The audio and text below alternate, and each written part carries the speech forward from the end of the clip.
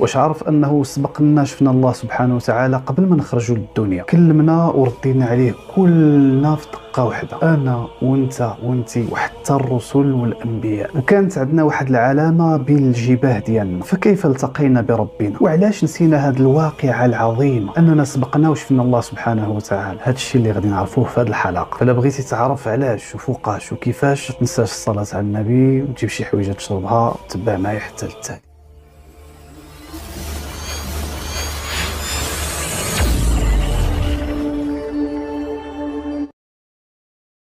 قبل ما نبداو بغيت نقول لكم بما اننا مغاربه وكنتكلموا بالدارجه، والمحتوى اللي كنقدمه كنستهدف به الشباب وحتى الشيبان حتى الاباء والامهات ديالنا، فغادي ندرج باش كل شيء يفهم. واللي غادي يشوفني اول مره، هذه قناتي على اليوتيوب وهذا انستغرام ديالي والصفحه الفيسبوك انت فيها، شرفني بالمتابعه ديالك. نبداو على بركه الله. لما خلق الله ادم سبحانه مسح على ظهره فسقط من ظهره كل نسمه هو خالقها. جميع الخلق سقط من الظهر ديالو، جميع الخلق الى يوم القيامه. قبل ما نكملوا عندي سؤال لكم وتجاوبوني بسرعه. متى خلق الله ادم؟ 1 2 3 4 5. سال الوقت. الله سبحانه وتعالى خلق آدم يوم الجمعة. جاء في الحديث أن النبي صلى الله عليه وسلم قال إن من أفضل أيامكم يوم الجمعة، فيه خلق الله آدم وفيه قبض وفيه النفخة وفيه الصعق إلى آخر الحديث. عقلوا على هذه المعلومة. المهم فاش مسح الله سبحانه وتعالى على الظهر ديال آدم وسقطت منه الذرية ديالو كلها إلى يوم القيامة، قال سبحانه خلقت هؤلاء للجنة وبعمل أهل الجنة يعملون، ثم مسح على ظهره فاستخرج منه ذرية فقال خلقت هؤلاء للنار بعمل أهل النار يعملون، يعني كل ميسر لما خلق له، واجعل بين عيني كل رجل منهم وبيصا من نور، علامة كل واحد فيهم يعرف بها. ثم عرضهم على آدم فقال آدم يا رب من هؤلاء؟ قال الله سبحانه وتعالى هؤلاء ذريتك.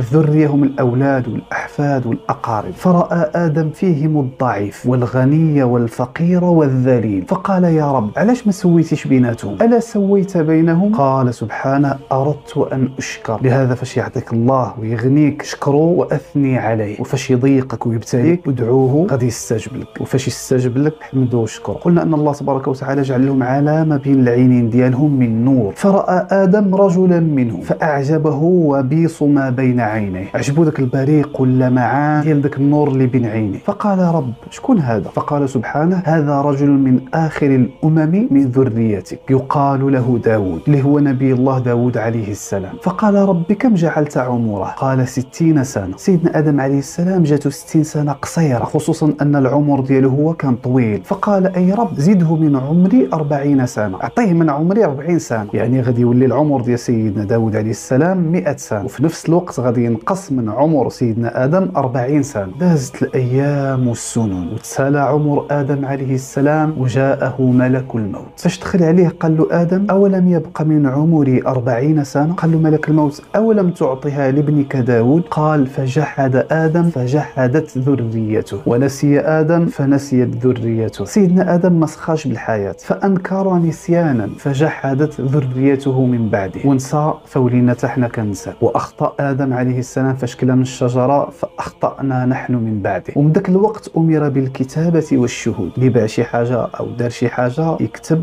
ويشهد. والدليل على هذا الشيء قول الله سبحانه وتعالى وإذ أخذ ربك من بني آدم من ظهورهم ذرياتهم، وفي رواية ذريتهم، هي هذا الشيء اللي ذكرنا في الأول. ثم قال سبحانه وأشهدهم على أنفسهم ألست بربكم؟ قالوا بلى شهدنا أن تقولوا يوم القيامة إنا كنا عن هذا غافلين، إلى آخر الآيات. فاش الله سبحانه وتعالى مسح على ظهر سيدنا آدم سقط من الظهر ديالو كل نسمة كائنة إلى يوم القيامة. أمثال الذر لنا عقول نفهم بها، والذر هو ذاك النمل الأصفر الصغير. ثم أخذ الله الميثاق علينا وكلمناه قال لنا ألست بربكم؟ قلنا كاملين بلسان واحد بلى انت ربنا ولن نشرك بك شيئا، واخذ علينا الميثاق والعهود. وباش ما يقولش شي واحد نسينا ارسل الينا الرسل والانبياء باش يوم القيامه ما ينكر حتى شي واحد. ولكن علاش نسينا هذه الواقعه هذه؟ نسينا اننا شفنا الله سبحانه وتعالى ببساطه لان الذاكره ديال الانسان محدوده وكتعقل على واحد المده معينه، ما كنعقلوش على كل شيء. شحال من حاجه درتيها وانت طفل ما عاقلش عليها، حتى تيقولوها لك والديك او يوريوها لك في فيديو عاد كتقول انا درت هذا الشيء. لهذا الله سبحانه سبحانه وتعالى أرسل إلينا الرسل، لأنه يعلم أننا سننكر. وداك العهد اللي خدينا وداك الإقرار اللي قرينا أن الله سبحانه وتعالى هو ربنا هي داك الفطرة اللي كنتولدوا عليها. فاش كيتولد أي ولد أو بنت كيخرج على الفطرة ديالو كتعترف أن له خالق، ولكن العوامل الخارجية كتدخل باش تغير هذه الفطرة أو تثبتها. شنو قال النبي صلى الله عليه وسلم؟ كل مولود يولد على الفطرة فأبواه يهودانه أو ينصرانه أو يجسانه. يعني لو تركت وحدك لخرجت موحدا لا تشرك بالله شيئا. كانت هذه أول مرة شفنا فيها الله سبحانه وتعالى بدون حجاب وكلمناه. وصلنا لآخر الحلقة، تخلي واش عندكم، تشوفوا في حلقة مقبلة بإذن الله. سلام عليكم.